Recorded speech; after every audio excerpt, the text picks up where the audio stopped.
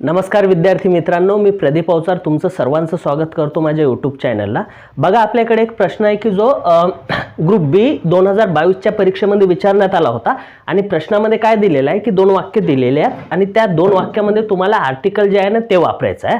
आता आर्टिकल किती प्रकारचे असतात? 3 प्रकारचे असतात। पहिलं तर बघा ए असते, त्याच्यानंतर काय असते ॲन, आणि त्यानंतर काय असते द किंवा दी आर्टिकल।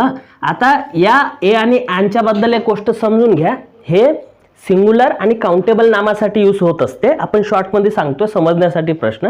ॲन आर्टिकल अशा नामाच्या आधी म्हणजे शब्दाच्या पुढे वापर केला जातो ज्याचा साऊंड जो आहे ना हा व्हावल साऊंड असेल, आणि ज्या शब्दाचा व्हावल साऊंड नसेल तिथं ए आर्टिकल येणार आहे। म्हणजे आता बघा, पहिला आहे ही इज रिकामी जागा बायोलॉजिस्ट। आता या शब्दाचा उच्चार कसा होता? मराठीतल्या ब सारखा। आता मराठीतला काय माहित आहे का? कन्सोनंट म्हणजे काय? व्यंजन आहे।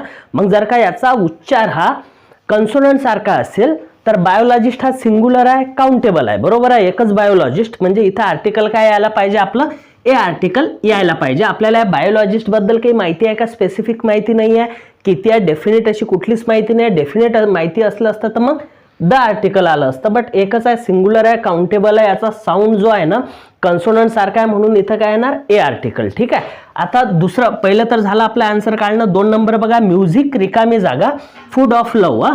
आता बघा, इथं कन्सेप्ट काय माहित आहे का? ऑफ जर हे प्रेपोजिशन येत असेल, याच्यानंतर एखादं नाऊन आहे, आणि म्हणजे ऑफच्या नंतर एखादं नाऊन आहे, ऑफच्या आधी जर का एखादं नाऊन असेल ना, तर इथं जर का कुठला आर्टिकल येत असेल ना तर ते कसं यायला पाहिजे? दच आर्टिकल यायला पाहिजे, ए किंवा ॲन आर्टिकल नाही येणार। म्हणजे काय होणार? Music is the food of love.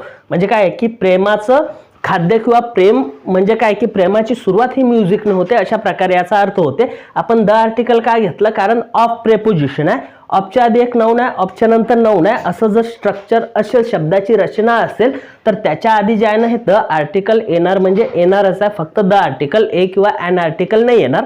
मग ऑप्शनमध्ये बघायचं आहे, पहिल्या ऑप्शनमध्ये ए आलं, दुसऱ्या ह्याच्यात द आलं, म्हणजे ए आणि द कुठे आर्टिकल आहे? पहिल्या ऑप्शनमध्ये बघा ए आहे, बट नंतर सेकंड ऑप्शन ॲन आहे, त्यामुळे हे नाही येत। दुसऱ्या ह्याच्यात द आहे, हे पण नाही येत। तिसऱ्या ह्याच्यात ए आहे आणि द आर्टिकल, म्हणजे हे ऑप्शन येऊ शकते। आणि थर्डमध्ये तर द आर्टिकल आहे, त्यामुळे हे ऑप्शन येईल। त्यामुळे आपलं जे आन्सर असेल ना विद्यार्थी मित्रांनो, हे 3 नंबरचा आन्सर असणार आहे। ठीक आहे।